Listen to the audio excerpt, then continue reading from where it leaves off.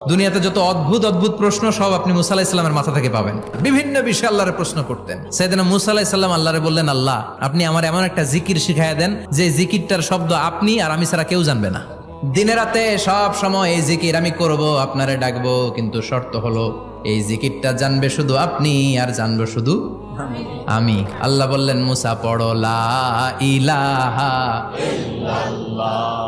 মুসা আলাইহিস সালাম কয়, মাবুদ এটা তো জাতীয় জিকির, সবাই জানে। আমি তো চাইছি এক্সেলেন্ট একটা জিকির, কারো কাছে নাই, শুধু আমি জানবো আর আমি পড়বো। আল্লাহ বললেন, মুসা এই লা ইলাহাকে যদি এক পাল্লায় রেখে দাও, তাম বিশ্ব, 7 আকাশ 7 জমিনটারে তুলে যদি তুমি আরেক পাল্লায় রেখে দাও, লা রাজাহাত কাফাতু লা ইলাহা ইল্লাল্লাহ, মুহূর্তের মধ্যে লা ইলাহার পাল্লা ভারী হয়ে যাবে। ও মুসা, তুমি যতই এক্সক্লুসিভ জিকির চাও, লা ইলাহার চেয়ে দামি জিকির আমার কাছে নাই।